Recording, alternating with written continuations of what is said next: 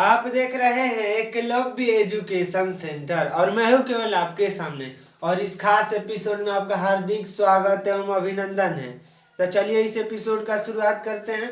और हमारे सामने बेहद ही महत्वपूर्ण प्रश्न है 6 नंबर। तो 6 नंबर प्रश्न कह रहा है कि a बराबर 2/3b और b बराबर 3/5b 5c। तो a अनुपात b अनुपात c का मान क्या होगा, यानी A ratio B ratio C का मान हमें निकालना है।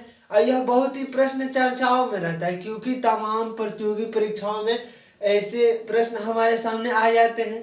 तो ऐसे प्रश्नों को हल करने के लिए सबसे महत्वपूर्ण है कि हम इनको रेशियो में बदल दें। यानी ए बराबर दिया है 2/3b, अगर हम a/b कर देते हैं तो हो जाएगा a/b, तो 2/3 हो जाएगा, क्योंकि b बाटा में चला जाएगा। यानी a रेशियो b की जब हम बातें करेंगे तो 2/3 हो जाएगा। सामान्य तौर पर आप समझ पा रहे होंगे। अब इसी क्रम में हम इसको भी बदलेंगे, तो b बराबर है 3/5c, तो 3/5c लिख दे रहे हैं। और b/c का मतलब हो जाएगा b/c का 3/5 हो जाएगा। और b रेशियो c करेंगे तो यहाँ पर 3/5 हो जाएगा।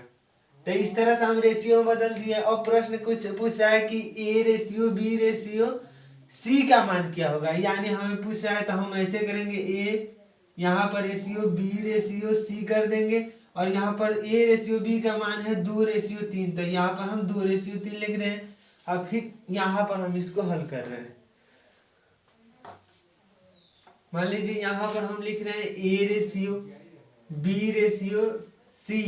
यहाँ पर जैसे ही a रेशियो b का मान दिया है 2/3, तो 2/3 लिख दे रहे हैं।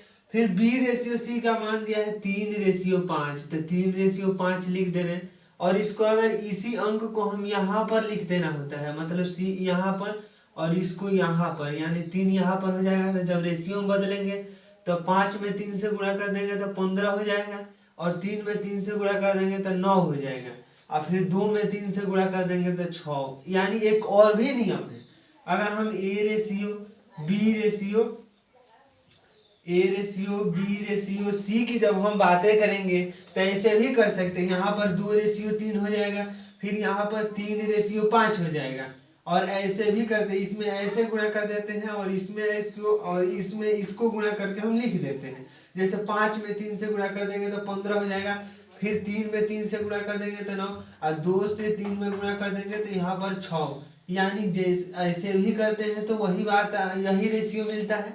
और यह जो नियम है बहुत ही सरल है, यह भी नियम सरल है। अगर डी तक जाएंगे तो इस नियम में हम आसानी से कर पाएंगे। मान लीजिए यहाँ पर अगर डी होता तो ऐसे करेंगे तो आसानी से कर सकते हैं। तो इस तरह से हमारा 6/9/15 आया। तो आइए एक बार विकल्प को देख लेते हैं। और प्रश्न की संख्या है 6, तो 6 नंबर प्रश्न के विकल्प नंबर में इसको 3 से घटा दिया है, यानी यहाँ पर लिख सकते हैं 3 दूनी का 6, 3 दूनी का 6 होता है। 3 से गुणा कर देंगे तो 9। यहाँ पर 2/3/5, यहाँ पर भी हो सकता है 2/3/5, क्योंकि 3 से यह कटा चुका है। तब विकल्प नंबर ए में दिया है 2/3/5, और हमारा भी उत्तर आया है शायद आप देख पा रहे होंगे 2:3:5। तो इस तरह से हम 6 नंबर प्रश्नों को हल कर चुके हैं और उसका उत्तर भी आ चुका है, और उत्तर आया 2:3:5। तो आज के इस एपिसोड में बस इतना ही। अगर आप हमारे चैनल के साथ नए जुड़े हैं तो हमारे चैनल को कर दीजिए सब्सक्राइब, ताकि हमारे द्वारा अपलोड किया गया हर वीडियो आपके पास सबसे पहले पहुंच जाए। तो धन्यवाद, थैंक यू।